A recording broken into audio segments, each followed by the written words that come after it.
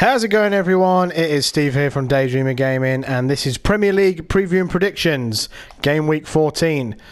Midweek fixtures. It crept up on me. I completely forgot that these games were happening, so recording this video straight after finishing work, a few hours before I head off to the King Power Stadium to watch Leicester take on Spurs, which is the game that is being played here on FIFA 18 in the background while I go over my predictions of each of the Premier League games that are happening over the next two nights.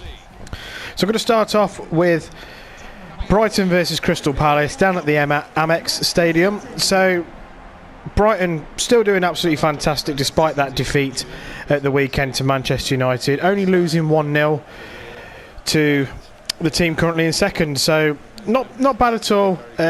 Still exceeding all expectations, being in that top half of the table. Crystal Palace had a morale-boosting victory at the weekend, beating Stoke. They still find themselves very much bottom of the Premier League, but there are signs of improvement there at Selhurst Park. This will be an interesting game to watch and to keep an eye out for. It's a local derby, or at least there's a rivalry there. Not sure how local they are without getting a map out, but the fans are very much looking forward to this. The first time these two teams have faced each other in the top flight for a number of years. I'm going to go with a Brighton win in this fixture. At the King Power, we have Leicester City versus Tottenham. So this game last season finished 6-1 to Tottenham, and it was pretty bad to watch from a Leicester fan's point of view. Leicester currently sit in 12th, not necessarily having to look over their shoulder at the teams below them, but with some tricky fixtures coming up, some points do need to be picked up. And there's some fixtures coming up that I think Leicester could pick up some points, but this, for me, isn't going to be one of them. I think this is going to be a very difficult, and I would personally like to see a few players being given a chance tonight, a little bit of rotation in the Leicester squad, given how busy the next few weeks are for the Foxes. Tottenham, a bit of a disappointing result at the weekend with that draw against West Brom at home, but they are still a fantastic team and a very dangerous team, and it's going to be very, very difficult for Leicester tonight, in my opinion. One or two questions about some players like Harry Kane. Is he fit? I guarantee he will score tonight. He loves scoring against Leicester, especially at the King Power, and partly the reason why I've put him in my fantasy team. So for me, head over heart on this one, and I am going to be going for a Tottenham win. Manchester United, they travel to Vicarage Road to take on a very much in form and very impressive Watford team. So I'm not going to wax lyrical about Marco Silva. I've already said what I think about Marco Silva in previous videos. They beat Newcastle 3-0 last time, but albeit a very, very comfortable win, and he's doing a great job there. 8th position is far higher than they expected, Watford expected to be this season. Manchester United, like I said, that 1-0 win at home to Brighton at the weekend extends their unbeaten run at home to something like 38 games, which is fantastic. And to keep this Premier League season alive, us neutral fans, or fans that aren't, people that aren't fans of the top 6 club, we want to keep we want to see the top of the league still, competitive. So United need to keep winning to keep in touch with Man City despite that 8-point gap. And I do think that this is a tricky game tonight, though, for Manchester United. I don't think they will go there and steamroll Watford. I do think this is going to be tricky, so I'm going to go with a draw in this one, possibly a narrow Manchester United victory. I don't see Watford winning, is what I'm probably trying to get at here. But be an interesting game nonetheless, live on TV, so let's see what happens there. The final fixture of the Tuesday games is West Brom versus Newcastle. So good result for West Brom at the weekend, I've already mentioned it. They picked up that draw against Tottenham at Wembley Stadium, and that ended a run of 4 defeats. So that stopped the rot a little bit. Gary Megson is going to be in charge for tonight's game. However, there are talks that Alan Pardew is going to be taken over there at the Hawthorns. If I was a West Brom fan, I would be thinking, well, at least he'll be more entertaining than Tony Pulis. Is he a manager for the next 2, 3, 4 seasons? Probably not. He doesn't have that sort of track record. He goes into clubs, he does well for a start, and then it kind of goes or gets to the point where he ends up getting the sack or he resigns. What could be said about Newcastle? No, I thought Newcastle were doing all right, to be honest. I thought they were having a decent season. They were kind of around mid-table, but having looked more into it, and from what I've been hearing on the radio and been reading online, that things aren't looking great for Newcastle. They've 4 defeats in a row in the Premier League, and some Newcastle fans are starting to worry and saying that we've got to start looking over our shoulder, looking at the teams below us. The teams below them are probably, 1 or 2 of them are probably going to be looking at getting new managers soon. Everton definitely will be. So Newcastle are kind of getting a little bit worried, start looking over their shoulder a bit. They do need to start picking up some points, and West Brom at home, although kind of normally this is always a tricky fixture for a lot of teams. This is probably a good time to play West Brom. They still, despite that draw at the weekend, they still probably aren't, as good as they probably have been in previous seasons at the Hawthorns. So this is one that Newcastle could take advantage of. I do think this is going to be a bit of a stalemate game, and I expect this one to be a draw.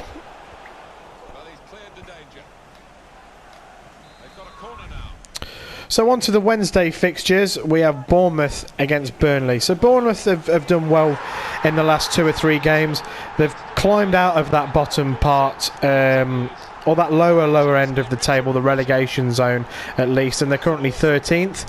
Draw at the weekend to Swansea, which a 0-0 probably wasn't a great result given how well Swansea are playing, but a draw away is always a good result for any team that is in that kind of middle part of the table. So yeah, they're doing all right again. They've started picking up some points, which is good for Bournemouth. Burnley losing at the weekend, very unfortunate to Arsenal. Losing 1-0, last minute goal again against Arsenal. They must be sick of the sight of them. But 7th in the table, they're doing absolutely brilliant, and they're within touching distance of Europe. Whether the table will sort itself out eventually and Burnley will find themselves a little bit lower, where people expect them to be, or whether they'll keep this going for the rest of the season and find themselves battling for a European spot, which would be unbelievable for a club like Burnley, given the size that they are, their fan base and the size of Burnley itself. That would be remarkable to get into Europe, but still a lot of football to be played. This one's a bit of a tricky one to call as well. Unlike last season, Burnley have been picking up points away from home. Bournemouth have been dropping points at home, so that's a tricky one to call. I am going to go with a draw. I'm going to sit on the fence with this one. Huddersfield travel to the Emirates to take on Arsenal. So Arsenal find themselves back in that top 4, back in those Champions League spots, which is where they want to be. Missed out last season, and they're doing well in the Europa League, but the Champions League is the holy grail, isn't it? As I just mentioned, they beat Burnley 1-0 last time out. A lot of talk this week about the futures of Alexis Sanchez and Mesut Ozil. So Wenger has come out today and said, or yesterday he came out and said, neither player's going anywhere in January. So that would suggest that they're both leaving in the summer for nothing, which, I think they could still get a decent amount of money for them in January. It's just whether you can replace players of that calibre in January as well. That's the big question there. They've been linked with all sorts of clubs. Ozil's been linked with Manchester United, Barcelona. Sanchez has been linked with PSG. So some big clubs interested in those players, and they may want to wait until the summer to try and get them for free and offer them extortionate wages. Huddersfield still doing great. Lost to Man City at the weekend, which is nothing to be embarrassed about, really. Everyone's lost to Man City this season, apart from Everton, believe it or not. So, defeat at the weekend. The worrying thing, as I mentioned last time, for Huddersfield is that their away form. I don't think they've won in their last 5 away games, or they've not even picked up a point in their last 5 away games.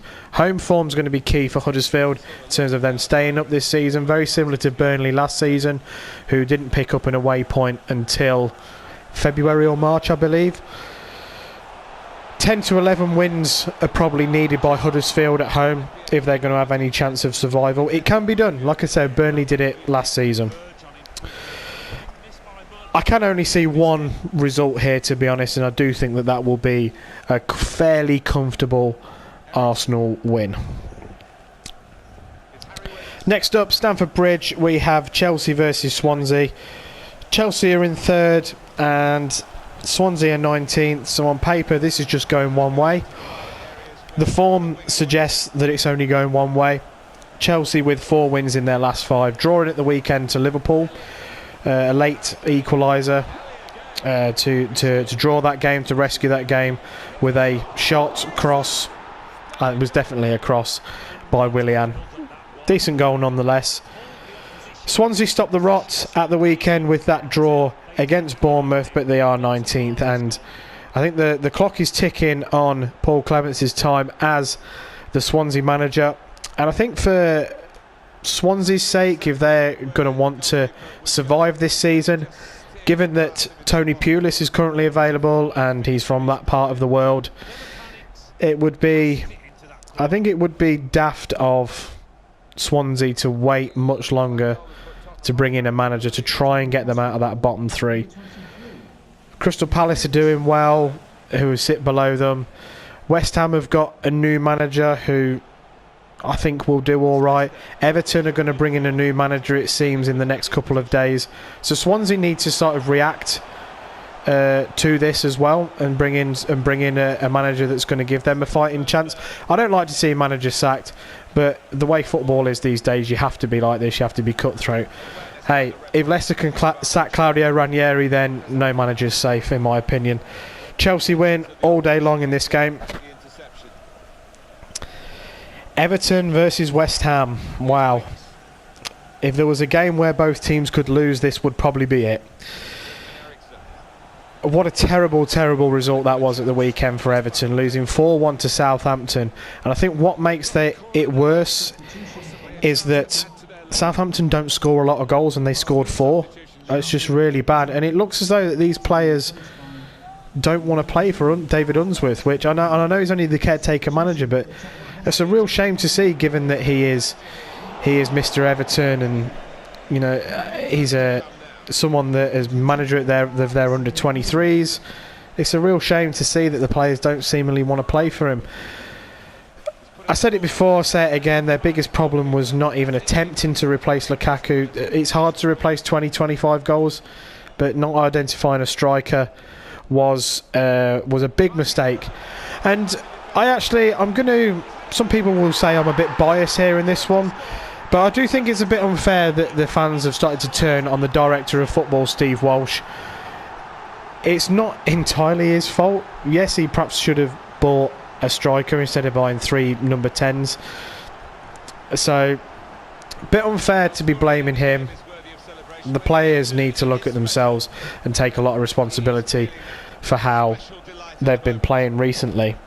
They're not in the bottom 3, they're currently 16th, and talk today is that they are going to reopen talks with Sam Allardyce, and he could even be named manager in the next 24 hours at the time of recording this video. West Ham, they picked up a draw at the weekend in that Friday night game against Leicester. Second half, they looked the better team and probably could have gone on to win. So some good signs there for West Ham fans that David Moyes might be able to get a bit more resilience into that squad, and they might be able to pull themselves out of that bottom 3. They're currently 18th, so this is a big game down at the bottom, which is just, again, any game involving Everton where I say it's a relegation game just seems really strange, given that everyone thought that they were nailed on for that 6th, 7th place in the Premier League this season. It's just not quite worked, has it? Southampton travel to the Etihad to face Man City. There's nothing else I can really say about Man City other than they're just fantastic. 2-1 win against Huddersfield at the weekend, coming back after going 1-0 down and making it fairly comfortable in the end. They've just got class all over the pitch at the minute, and some players that are in unbelievable form. Raheem Sterling's playing brilliant at the minute. So good, which is great to see in a World Cup year from an England fan's point of view. 8 points clear. I really don't want them to run away with the league, but it's looking like they are. Manchester derby's coming up pretty soon, so that'll be interesting to see what happens there. Southampton, great win at the weekend, albeit against a very poor Everton side. They're currently 10th. Their fixtures are their results are a bit hit and miss. They win a couple, lose a couple, pick up a draw. So 10th is about where you'd expect Southampton to be. However, from what I've been hearing on the radio and reading on social media, I don't think the Southampton fans are really in love with this current manager, very much like they were with Claude Puel. So is it the managers? Is it the players? Who knows? Only Southampton fans will be able to tell you that. Manchester City win for me with this one. Would take a very brave man to put a lot of money on Southampton in this game. And the final game of the midweek fixtures is Stoke City versus Liverpool. So Stoke are very much similar, for me they're very similar to Newcastle in that they perhaps need to start looking over their shoulder. They did lose at the weekend to Crystal Palace. Palace, are obviously looking to pick up points. They're desperately fighting now. They're already fighting for survival, so it's not going to be easy for teams to go to Selhurst Park at the minute. Liverpool got that draw at the weekend with Chelsea. They're currently 6th in the league. They're only a couple of points ahead of Burnley, so they could find themselves dropping down the table if Burnley continue to do well and if they keep, they're dropping points. That draw did come off the back of 3 straight wins in the league. They've got Mo Salah, and while you've got Mo Salah in your team, you've always got a chance. So, for me, he has been my player of the season so far. Many people will say De Bruyne has probably been the player of the season. I think the impact that Salah has on Liverpool compared to the impact De Bruyne has on Man City puts him ahead for me, in that if De Bruyne was to get injured for 2-3 months or suspended or whatever, I don't think Man City would miss him too much, whereas I think Liverpool really would miss Mo Salah. Liverpool do have quality elsewhere. They're just shocking at the back, so if you're going to concede 2, you need to have all your firepower on the pitch to hopefully get you 3. And I think they would find it tough without Mo Salah. So yes, he's my player of the season so far, and I very much regret not having him in my fantasy team. Tough one to call this. Stoke really need to pick up some points, but when Liverpool want to, they can be devastating, especially going forward. I'm going to go with the obvious one in. I'm going to go with a Liverpool win. That is the end of my preview and predictions for the midweek games, game week 14 of the Premier League. Thank you very much for watching. Don't forget to like and share the video. Don't forget to subscribe to DayDreamer Gaming and hit that notification button. Also check out our sponsors, gamerborn.co.uk and fatalgrips.com. Put in the code DayDreamer Gaming at the checkout for your 10% discount. Like I say, thank you very much for watching. It's very much appreciated. Don't forget to comment as well and give me your thoughts on how you think the games will go over the next couple of days. I will see you next time. I'll be back at the weekend. Quick turnaround for more Premier League preview and predictions. Thank you very much. Goodbye. They do know their football and they want to see a certain style of football. And if that's not delivered, they'll let the players know.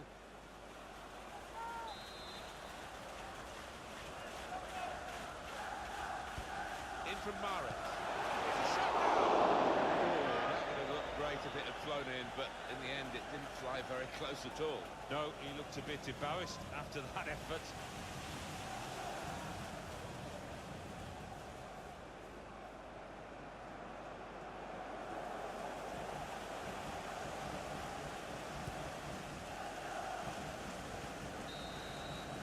20 minutes up here. Final whistle's gone. The scores are still level.